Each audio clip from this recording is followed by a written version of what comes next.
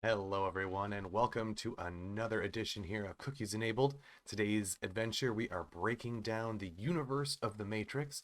I am going to take us down the rabbit hole of the Wachowskis universe here and really break down and explain not all of the movies, but as well as the order that they go in and how realistic this actually is. So stick around, everybody, and let's learn something new together.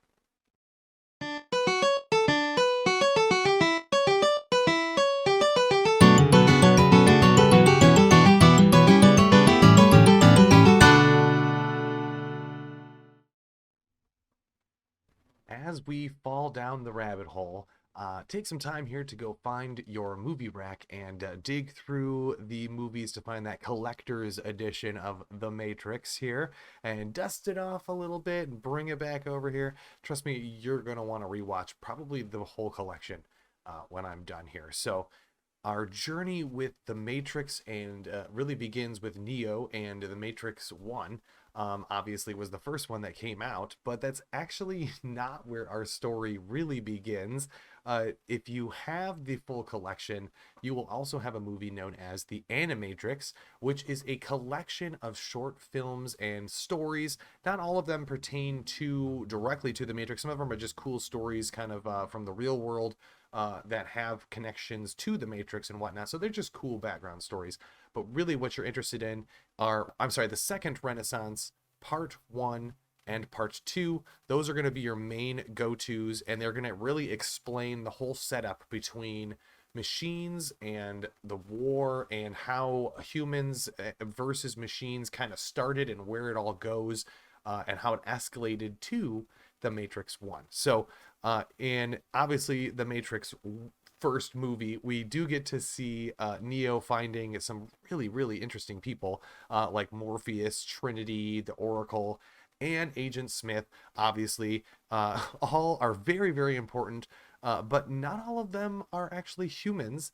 And obviously, some of them are machines that want to help us, and some of them are trying to kill us. That's obviously the case as well. And Neo is key here because he can control the Matrix with his mind once he's opened his mind enough to fully believe in himself. So obviously, that's really the key with the first step in that Matrix and breaking down that universe that they're in. So the whole journey continues with the Matrix Reloaded movie.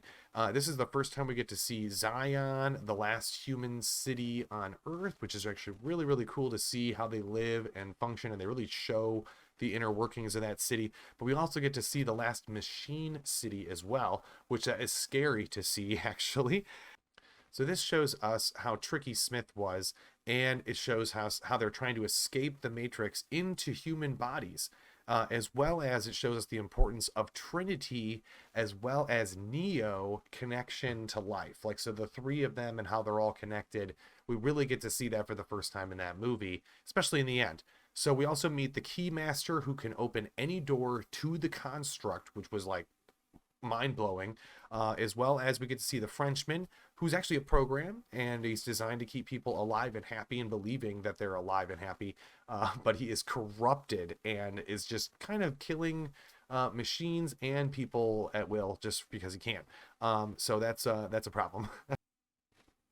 Okay, so we get to meet the architect as well, and this guy is super critical, important, most misunderstood person of the movie because our limited time and huge vocabulary, most people were like, I don't know what I'm looking at. Really, what you need to know is this guy has built all of the matrices that have ever existed, and of course, he tells us there's 7 different matrices that have existed to this point, and this one's failing not just because of Neo, but because of Agent Smith and because of the Frenchman and programs like him that are just kind of ruining it for everybody, and it's ruining it for the machine world as well, and they don't realize that. So that's where Neo decides that it's time for him to officially, just kill the architect and move on. Now, they don't really show that, but this was really the setup for him saving Trinity in the end of Reloaded and the beginning of Revolutions. It's the setup to the end of that Matrix. Everything is collapsing. Everybody's being absorbed by Agent Smith. They're all becoming absorbed because they're just code. And Agent Smith has gained the ability, since he was killed by Neo, so he's gained the ability to absorb other people and their code and rewrite it, What he didn't realize is that some of those people weren't people at all and were actually machines trying to help the people, like the Oracle. And we see this in the very last scene of the fight between Neo and and Agent Smith, where Agent Smith leans down to Neo and says Neo instead of Mr. Anderson, which is what he's been calling Neo the entire time. He's always called him Mr. Anderson until that one line, and that's key because it wasn't actually Agent Smith talking there. It was the Oracle explaining, hey, you have to take this exit. It's the only way for the machines to overwrite all of Agent Smith and get him out of the program and make you and the machines in power to rebuild the Matrix, since there is no more architect either. So that is where the Matrix Revolutions, leaves us off. And that's where the Matrix Resurrections picks up, is that there has been another machine war going on that has started behind the scenes and we don't know anything about until that movie. So in the Resurrections Matrix movie, we finally get to see Neo getting out of the rebuilt Matrix. And then they explain to us and him that when he freed all the humans from the last Matrix, it was rebuilt and it was very peaceful for a time. But then the war with the sentients, essentially, or the machines, broke out against each other over resources. It had nothing to even do with the humans. Aside from that, it was because humans were leaving the Matrix, they were losing their power source, so now they're fighting over each other. And this is where a whole new power started forming that was different than the Architect, and it was different than Neo, different than Agent Smith, and they were very vague on that. And as you can see, the movie unfolds, it explains what the evil is. We also learned that not everything as it seems for that first few films, especially with Trinity. She actually did have power, and she just didn't even realize it. And that's because in order for her to find her power, she had to help Neo find his ability first. Once he had abilities and he believed in himself, only then would she believe in herself enough to save everyone. So Neo wasn't actually the one to save us all. He's the precursor. He's the domino in the effect, essentially. So he gets his powers first. That makes her believe in herself enough to get her powers, thus saving everyone and allowing us all to not only take down that crazy power that was created, but also rebuild the Matrix with the sentience help, like we were supposed to do from the beginning. So I love how they did that, because it did also leave a door open for other movies and things to come out that could easily branch off from, where they left off, and having both Neo and Trinity powerful and kind of omnipresent in the Matrix and in the real world, which is very is strange but cool, and allowing them to build up this presence perfectly for the machines as well as for the people, and everyone's happy kind of thing. And they definitely showed that in the world when they get to see Io. We also get to see Niobe.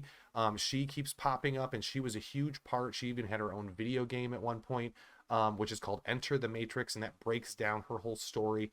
But really, Niobe becomes the leader of Io, or the second Zion, I guess you could say. And that's where humans and sentiences have actually joined forces to rebuild and be more powerful. And it actually is working. They couldn't do it one or the other. They had to work together.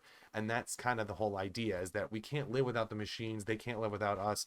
We might as well just get over this war and start working together so we can all live again. I'm not trying to ruin the movie for you guys, but you definitely need to see it if you haven't. It really does fit in with everything else. They didn't just pull this out their butt. It really was legit. So check it out.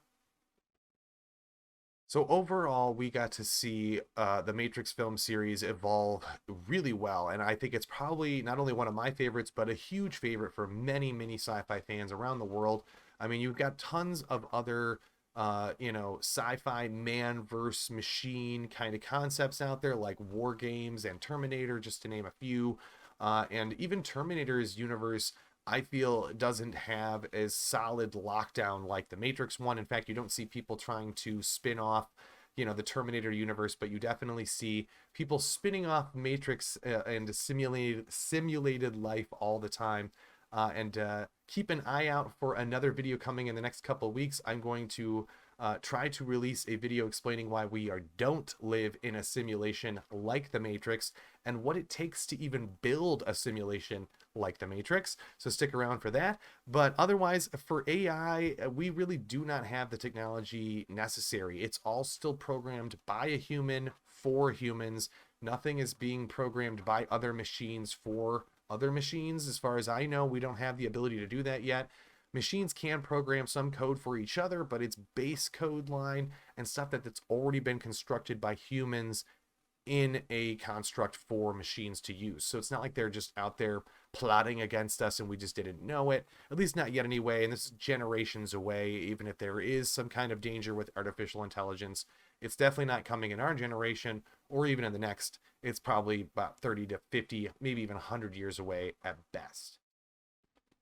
Plus the idea that someday in the future we may become so reliant on our technology and our AI that we won't even know that it's taking over, like the movie Idiocracy almost, you know, the machines could start taking over before we even know it, and we wouldn't even know how to stop them, and by the time we did, it would be too late kind of thing. So, I mean, that's not really what happens in Idiocracy, but you could almost apply it to this Matrix situation as to how we got there, kind of, you know. And as far as our AIs and technology is concerned, it's still in its infancy, everybody. We have a long ways to go, generations before we even need to worry about it taking over and making us dumb. So for this to happen again, a lot would have to change, and our AI would have to grow significantly, leaps and bounds in a matter of years rather than decades or centuries, which doesn't seem to be the trend so far. Our AI is definitely smart, but it doesn't know how to necessarily learn emotions or feelings from its situation, nor does it know how to apply what happened to it to a feeling or emotion yet. And I think that's the connection that we're missing between the Matrix and our real world artificial intelligence. There's just no emotion there. So you got to keep that in mind. But also something else to keep in mind is that the Oracle was so key in those first three films in really leading Neo not to believe in justice himself, but to believe in everyone, especially Trinity, and the importance there too. So that was also something to keep in mind. So don't go throwing your Google Assistants and Roomba vacuums out the window just yet, everybody. The AI that we have is just not good enough to even compete with what we're seeing in The Matrix or in Terminator or any of these other movies. And it's, again, not programmed to take us down or keeping track of, you know, when you kicked it in the night or anything like that. So don't worry about it. The whole movie list I will definitely post below if you guys want to know exactly what movies to see in what order to make more sense of the Matrix world. Don't worry, I have it all posted in the description. And for those of you that believe that we are living in a simulation like the Matrix, stick around. The next couple of weeks I'll have a new video out that will break down why we don't live in a Matrix simulation, and it's something a little more organic. But thank you all for tuning in. I hope you all learned something new. I know I did. And thank you all again. I'll see you all next time. Take it easy, everybody.